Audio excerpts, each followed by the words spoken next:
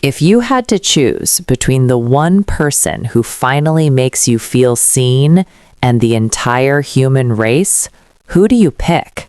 That's the question sitting at the heart of the Pluribus finale, episode 9, titled La Chica o el Mundo, the girl or the world. And in this episode, Carol doesn't just face that choice in theory, she lives it, she makes it, and in the end, she has to admit she's been walking around in a dream she wanted to believe, while the world quietly kept burning. In this video, we're going to break down the opening conversion scene and what it secretly says about everyone we've met this season, Carol's shift from save the world at all costs to I just want to be happy, how the others weaponize love through Zosa, what Manus actually discovers with that radio frequency and what it sets up for season 2, and what that final choice, the girl or the world, really means going forward, now that the immune aren't so immune anymore. This is your Pluribus episode 9 ending explained, plus some big season 2 theories. Spoilers for every episode of season 1, obviously. Let's start where the finale does, in the mountains, with a plane, a goat, and a girl who thinks she's walking into paradise. We open about 71 days after the joining began. A small prop plane cuts across a deep blue sky above a remote mountain village. At first, it's almost peaceful. Quiet air, stone houses, nothing but wind and altitude. Then, we see someone we recognize, Kusimayu. One of the few survivors from episode 2 who spoke English, the one who told Carol point blank that she wanted to join the Hive. Back in Bilbao, Kusimayu was the most openly pro-joining voice at the table. While Laxmi and Carol argued about ethics and identity, Kusimayu was the person saying, if this thing is so great, why can't we have it? In the finale, she finally gets her wish. The others prepare her a special lunch, her favorite meal. On the surface, that looks kind, a kindness ritual, a send-off. On a symbolic level, it's brutal. This is her last meal as a truly independent mind, the last time she'll taste what she loves as herself, rather than as one neuron in a planet-sized brain. You can feel her boredom too. She keeps sweeping the same small patch of floor over and over. No real work, nothing urgent, no surprises. In a village where the others do everything for you, there's not a lot of space left for human purpose. She's not flying private jets like Kumba. She's not in command centers like Laxmi. She's not saving the world like Carol thinks she used to be. She's just waiting to stop being lonely, waiting to stop being bored, waiting to become part of something that promises she will never be uncertain or alone again. That's important because boredom and loneliness are the two emotional levers the others pull on again and again this season. Boredom with the old world, loneliness in the ruins of it. Right before the joining, Kusimayu strokes a goat in a small pen. Goats are often seen as symbols of independence and curiosity. They wander, they climb, they push past fences. So the image we get is a woman whose two strongest remaining traits, curiosity and independence, are about to be sacrificed, while she gently pets the animal that represents the very things she's about to lose forever. Then, the plane's cargo arrives. The others strap it into a car with a seatbelt, as if it's a child or an organ being rushed to surgery. This isn't just tech, it's sacred. It's the machinery of the joining. They bring it to Kusimayu, who is now sitting inside the goat pen, and this is where the imagery twists. She volunteered, no one dragged her, but placing her in a pen waiting for the procedure makes the whole thing feel like an execution. She's penned like an animal, she's had her last meal, everyone is standing outside and watching and waiting. The others tell her, "Don't be scared." She replies, "I'm not."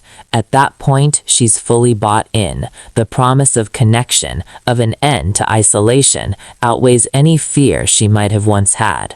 We watch the joining process, a callback to the seizures we saw earlier in the season. She lies on the ground, pressed to the dirt, almost like she's being reborn from the earth itself. When her eyes open, her individuality is gone. She smiles. The hive has a new voice.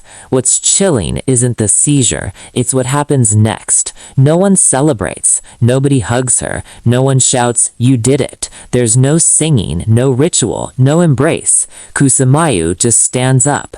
The village falls into silence, and everyone just gets back to work. Houses are tidied, livestock is released, tasks resume.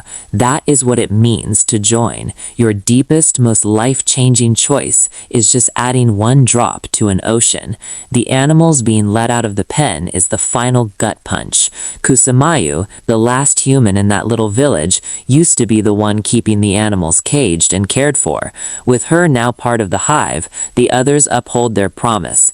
Animals will no longer be caged by humans. The goat walks out. It even follows her for a second. For a moment, Kusamayu was the human looking after the goat in the pen. Now, on a metaphorical level, she was the goat in the pen all along. The village, the mountains, her limited life, that was her enclosure. The joining opens that gate, and the others leave with her. On a wider scale, the show is quietly telling us three things with this opener. Immunes are not safe anymore. Kusamayu was supposed to be incapable of joining. Now, we see the others have found a workaround by using stem cells, and they're not lying about it. People can change their minds. Not everyone who started against the joining stays that way. Kusamayu once sat at a table with Carol and chose the hive over human messiness. She follows through. Joining is not a personal miracle. It's administration, one more integration, one more node online. And that throws a dark shadow over everything that's about to happen with Carol. Because by the end of the episode, we learn Kusamayu isn't the only immune they can convert. 60 days in, Carol and Zosa, or How to Fall in Love with Your Warden. After the title, we jump to 60 days, 16 hours, 30 minutes since the joining. A surveillance drone tracks an ambulance crawling through the desert, closing in on Albuquerque. Inside is Manus, exhausted, stubborn, still driving after thousands of miles to get to Carol. Inside a cozy house, watching the drone feed on a TV, are Carol and Zosa. And immediately, you can feel how different Carol is now compared to the woman we met in episode 2.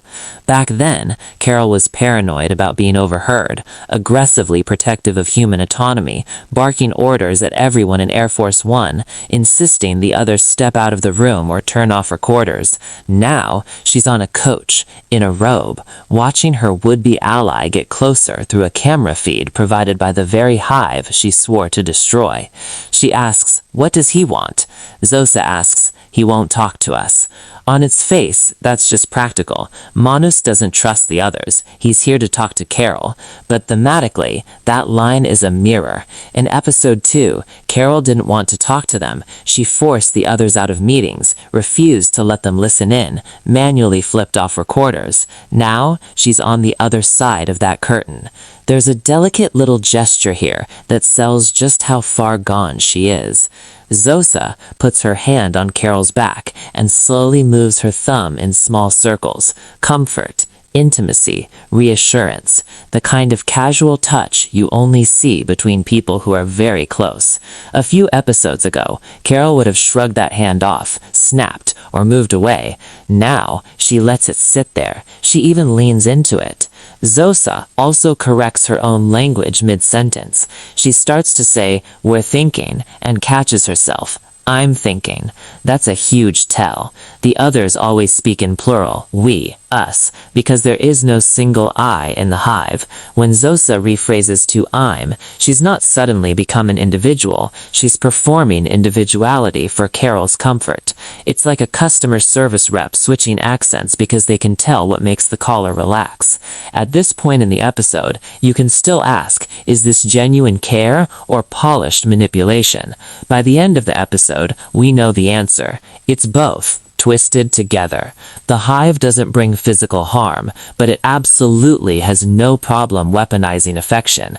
Carol, in this moment, is in full Kumba mode. She's in a Rolls Royce, not an emergency vehicle. She's being treated with gentle attention. She's finally writing what she wants and hearing it praised. She has someone in her bed who doesn't roll her eyes at her drinking or her genre fiction.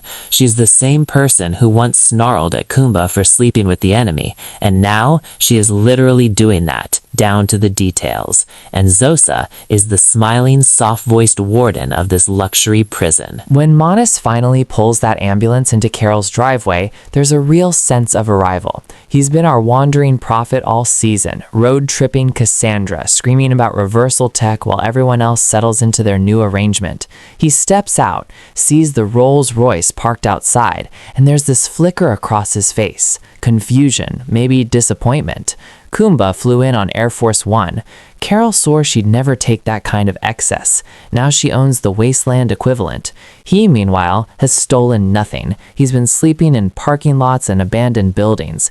The emergency vehicles motif runs all through the season, and the finale doubles down. Carol in a police car when she's in Fix the World mode, Manas in an ambulance when he's on his own Save the World mission, Carol later in a fire brigade helicopter when she returns to that mindset at the end. Anytime a character is sincerely trying to act as a first responder for humanity, they're in something with sirens. The Rolls? That's not a rescue vehicle, that's retirement. When Carol and Manas finally speak, it's like watching someone argue with their own past self. Manas is intense, uncompromising, laser-focused on reversing the joining. Carol is softer, more evasive, quick to get annoyed at his urgency. They clash over everything, even logistics. He wants to talk in the ambulance, she wants the house. He doesn't trust phones, she wants the translator app. He snaps fingers to communicate, she hates it. He chooses the neighbor's house, she resents feeling dragged around. It's not the smooth alliance you might have expected. They're aligned on one core belief, the joining is wrong, but the rest of their systems are out of sync. The show underlines this with that brilliant shot of the umbrella between them, physically cutting the frame in half. Carol under one side, Manas under the other. Two people, same reign, same goal. Completely different shapes. This is Pluribus's entire individuality theme in one image. You can share values and still be utterly incompatible. There's also a tiny, easy-to-miss line that says a lot about Carol's current state. Manas asks Carol why the others came back to her after she told him in that video that they'd abandoned her. She answers, "I don't know." Is that a lie? Almost certainly. She does know how and why they re-engaged with her. She knows about the book, she knows about her eggs, she knows they have a biological and strategic interest in keeping her close. So why say, "I don't know"? It could be shame, it could be denial, it could just be survival, not wanting Manas to instantly see her as compromised. Either way, it's a human lie, and a story that spent an entire season telling us the others can't lie. That contrast matters. We'll come back to it. Before we move on, there's a small but powerful detail when Manas searches Carol's house for bugs. He finds a sensor hidden in her liquor cabinet. We learned Helen had it installed back in 2011 when they were thinking about having a baby. She was secretly monitoring Carol's drinking. That tells us, retroactively, that Helen didn't fully trust Carol to regulate herself. She was willing to spy on her partner rather than confront her directly. Their relationship had fractures deep enough that wiretapping felt like a solution. All of that feeds into what comes later, the sense that Carol might actually be happier with Zosa than she ever was with Helen, and also that she might be in another dynamic where someone is watching every move she makes. Different decade, different watcher, same pattern. We love him the same as you.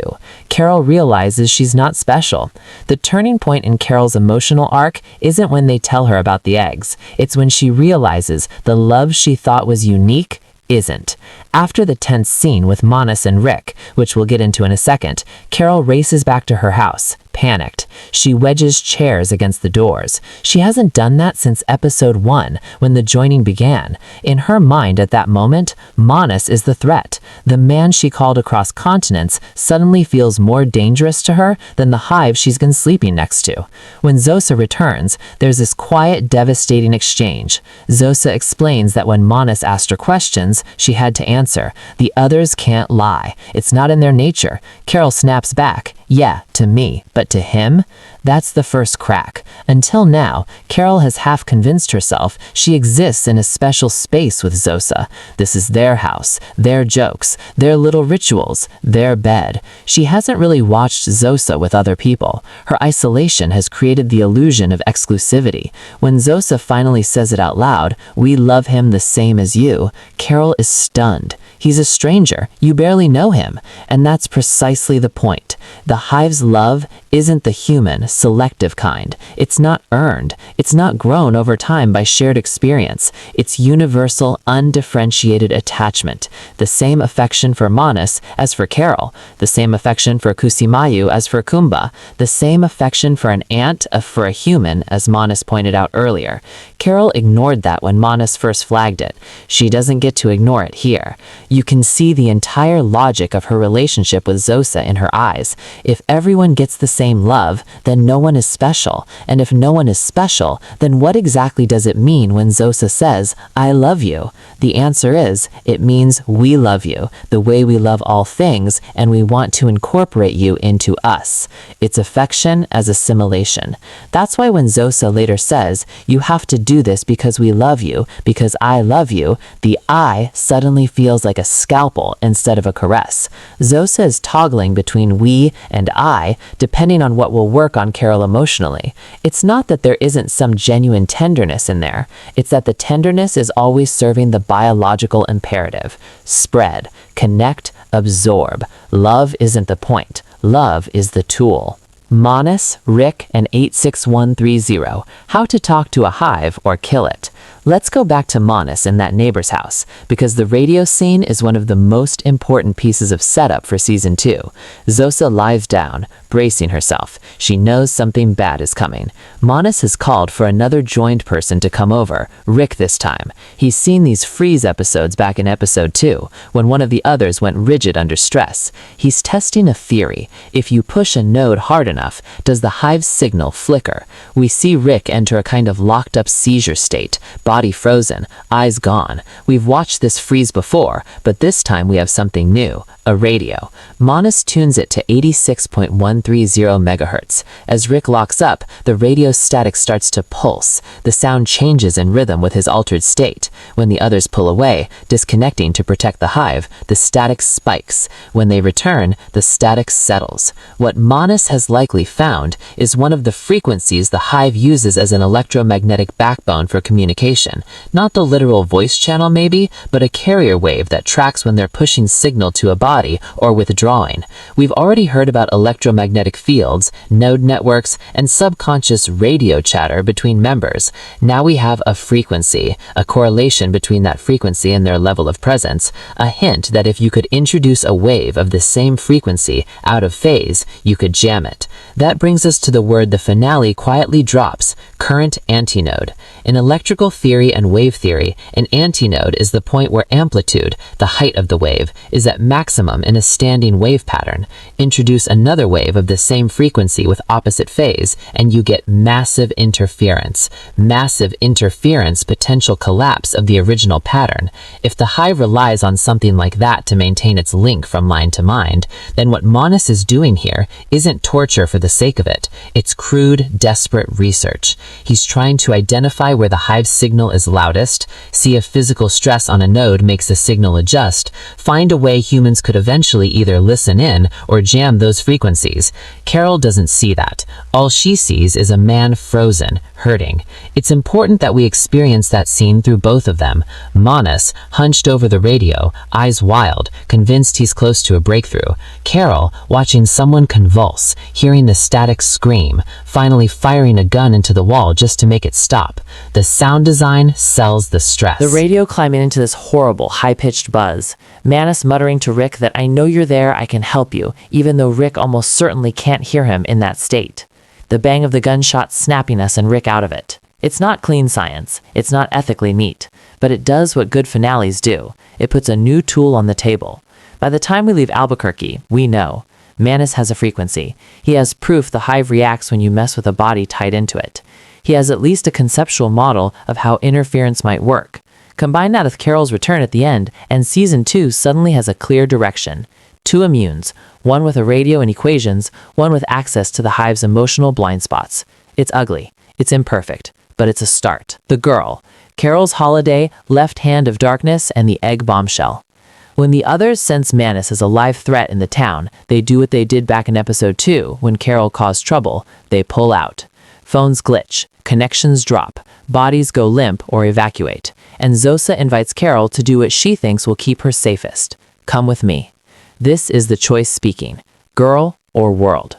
In the moment, Carol picks the girl. She gets on the helicopter. She leaves Manus behind. She flies off into a literal picture postcard of happiness. Beaches, vistas, quiet hotels.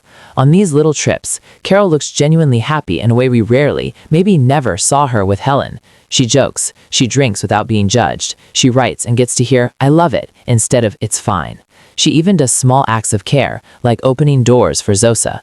With Helen, she was the one being managed. Helen drove. Helen handled logistics. Helen set up sensors to track her drinking. Helen organized the writing life. With Zosa, Carol gets to feel like an equal, sometimes even the caregiver. It's not hard to understand why she falls for it. She's no longer split between public Carol and private Carol. Her queerness isn't hidden, it's affirmed. The audience for her writing is literally the most voracious readership in human history. At one point, she's reading The Left Hand of Darkness, a novel about an envoy sent to a strange world to persuade its people to join a larger collective. The mirror to Pluribus is almost too on the nose to be accidental. A lone human on alien ground, trying to understand a society where identity works differently, torn between personal connection and a larger mission. Zosa tells her, this happiness you're feeling, it can only get better. Carol hears that as emotional reassurance. Underneath, it's also a sales pitch. What you have now is a preview. Imagine how much more you'll have once you're fully one of us. That's when they drop the eggs. The others have figured out how to get Carol's stem cells without directly attacking her body. They've located the frozen eggs she banked years ago, and they can extract what they need from those. No surgery, no needles in Carol, no physical trauma. Just a time limit. It will work within 3 months. The Amiens were supposed to be the last line of defense. Now we know they're just a clock. You can see the horror hit Carol in real time. If you loved me, you wouldn't do this, she says, and Zosa responds with the most chilling line of the episode. You have to do this because we love you, because I love you. The shift from we to I here is calculated. She's trying to pull Carol back into the fantasy of a one-on-one relationship, right as she's revealing that Carol is valued, first and foremost, as a biological resource. They love her, like they love everyone, as something to be folded into the whole. The fact that this conversation happens in a stunning, remote place is not an accident. It's beautiful. It's far from anyone else. There's nowhere to run, nowhere to call, no Manus, no Laxmi, no other survivors. It's the emotional equivalent of that goat pen from the opening. Kusumayu and her mountains, Carol at her scenic getaway, both convinced they're walking into a better life. Both realizing, one too late, one just in time, that the price is everything they are. When Carol finally understands, the camera centers her, literally moving her into the middle of the frame as she shakes her head, as if waking up from a long, warm, dangerous dream. For the first time in episodes, she sees clearly. The happiness was real. The manipulation was real. The love was real. For the hive, not for Carol as an indivisible soul.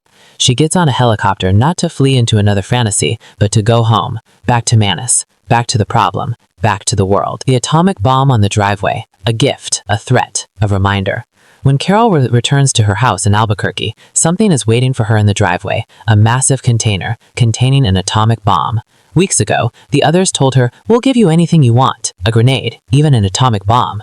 It was a dark joke at the time, a flex of their power. Now they've delivered.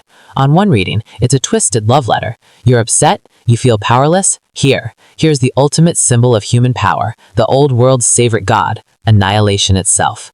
On another, it's a leash. If you ever forget how much we're willing to do for you, look outside. We put Armageddon on your parking spot. For Carol, it becomes something else entirely, a totem of how ridiculous, how grotesque this relationship really is. That container is proof that the others will literally hand her the means to wipe out cities if they think it will keep her on side.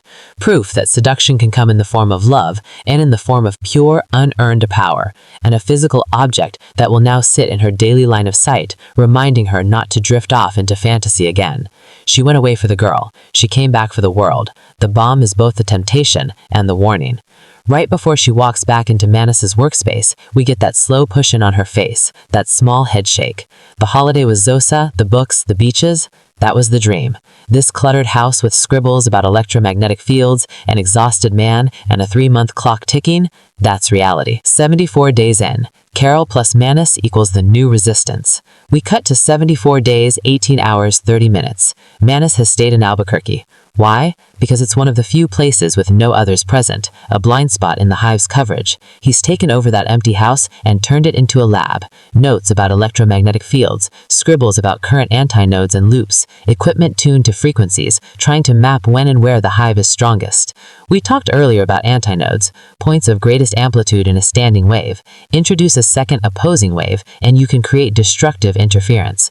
Manus is essentially trying to design a brain jammer for a planetary mind. When Carol walks in, she watches him in silence for a moment. The camera slowly closes in. You can see her choice settle into place. She tells him, "You win. We save the world." That line does a ton of work. It admits she picked wrong earlier. She chose the girl and ran. It acknowledges she's been out of the fight, living in denial. It cements her partnership going forward. For the first time, the two people best suited to resist the Hive are actually on the same page. Manus, the tireless, slightly unhinged scientist who's willing to torture for data, and Carol, the emotionally compromised insider who knows exactly how the Hive gets inside your head and heart. The clock is ticking. 3 months until Carol's eggs can be used to join her, just like Kusamayu. The others now know conversion is possible for anyone. The window for reversal is closing. That's your Season 2 engine. 2 immunes, 1 radio, 1 heart broken by the Hive, racing a biological deadline to crack a planetary network before it consumes even them. Structurally, the episode is divided like a 3-act play. Act 1, the mountain, Kusamayu and the goat. We learn the others can convert immunes. Paradise is quiet. Curiosity and independence are about to die. Act 2, Albuquerque and the holiday, Carol, Zosa, and Manus. We watch Carol choose the girl, Manus push the Hive's limits, Zosa weaponize love, and Carol's illusions shatter. Act 3, the return, Carol back in reality. We end with a bomb in the driveway, a radio at 86.130, and Carol and Manus standing on the same side of the line. The callbacks to episode 2 are everywhere. Kusamayu, from arguing in Bilbao to surrendering in her village. Carol flipping off recording devices then, now letting a drone film her living room. Carol raging at Kumba for enjoying his joined life, then becoming that person with Zosa. The others glitching and fleeing when Carol caused trouble then, now doing the same when Manus arrives. Even small visual echoes. Carol behind an umbrella line versus Manus. Kusamayu as goat keeper versus goat and pen versus answer to who was really caged. Emergency vehicles carrying the true first responders to humanity. On a thematic level, the finale crystallizes what the whole season's been about. Individuality versus comfort. Kusamayu chooses to give hers up because loneliness and boredom are worse to her than death. Love as a weapon. Zosa's thumb on Carol's back. The I love you shifts. The reading of Carol's book. All deployed toward one end. Assimilation. Addiction and denial. Carol reaching for the bottle. Falling into Zosa's arms. Telling herself she can live in this in-between space where she's favored but not owned. And maybe the cruelest idea of all. You can be the happiest you've ever been in the arms of the very thing that's destroying everything else. That's why Carol's final pivot matters so much. She doesn't just choose the world for the girl. She chooses to let go of the version of herself who could pretend this is fine while knowing deep down it wasn't. What it means for Season 2. So where does this leave us going into Season 2? We now know the joining can convert immune people using stem cell sources like eggs and presumably other preserved tissue. Immunity was a pause, not a shield. The others have a signal that can be tracked and potentially disrupted. There is a frequency, 86.130 megahertz, tied to the hive's engagement with individual bodies. Carol's eggs give the others a 3-month horizon to bring Carol fully into the network, whether she consents or not. Carol and Manus are physically safe, for the moment, in one of the last hive-free pockets. That sets up several likely threads. The tech war. Manus and Carol will try to build something, jammer, hijacker, whatever, that uses those electromagnetic antinodes against the hive. Expect math, crude prototypes, and at least one catastrophic test. The emotional war. Zosa and the others will not give up on Carol easily. We might see new faces sent to her, new emotional plays, maybe even an attempt to use Helen's memory or someone else Carol cares about. The bored and the blessed. Kusumayu's storyline hints that more and more immunes will choose joining out of boredom, grief, or isolation, not just coercion. Manus and Carol are fighting not just a system, but human nature's longing for connection. The bomb. That container in the driveway isn't just dress setting, it's Chekhov's atomic bomb. There's a possible path where Manus and Carol consider using it against the hive's infrastructure, and have to face whether nuking part of a joined world is any more ethical than what Vault-Tec once did. The hive's evolution. Now that they know they can fold in immunes without surgery, the others might become more aggressive globally, faster conversions, less patience, more love at gunpoint. And running under all of that is the simple, terrible math. The more people join, the smaller the pool of truly independent minds becomes. Every day Carol and Manus delay, they're not just running out of time for Carol, they're running out of time for everyone. As a finale, Episode 9 does exactly what you want a season ender to do. It pays off the emotional arcs, Carol's drift, Zosa's manipulation, Manus's obsession. It answers one big question, can the others convert immunes, with a firm yes. And it sets a new, sharper question for next season. Can two stubborn, damaged, wildly different people actually undo something this big before it swallows them too? It's also just incredibly well built.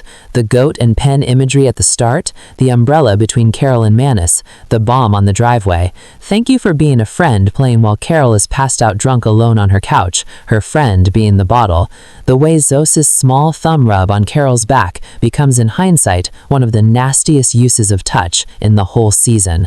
Pluribus has been a slow burn in the best way. It doesn't hold your hand, it doesn't dump exposition, it lets you sit with scenes and figure out what they mean days later. In a TV landscape full of instant gratification, it's refreshing to have a show that trusts you to pay attention and rewards that attention with layers. Season 2 might be a while off, but we already have a pretty clear sense of its terrain. The mind, frequencies, hives, interference, the heart, love versus manipulation, loneliness versus integrity, and the body, stem cells, eggs, the joining as a biological event as much as a psychic one. Carol chose the world in the end. Now she has to try to actually save it. The real question is, when the hive pushes back with everything it has, with love, with fear, with the promise of a life where she never has to feel this much pain again, will she be able to make that choice twice? That's where I'm going to leave this breakdown of Pluribus Episode 9. Let me know, do you think Carol and Manus can really disrupt the hive, or are they just delaying the inevitable? Was Carol ever truly in love with Zosa, or was she in love with what Zosa represented? And what do you think that atomic bomb ends up being used for, if anything? Drop your theories and reactions in the comments. If you want more long-form Pluribus breakdowns and Season 2 theory deep dives, make sure you're subscribed so you don't miss what's coming next. Thanks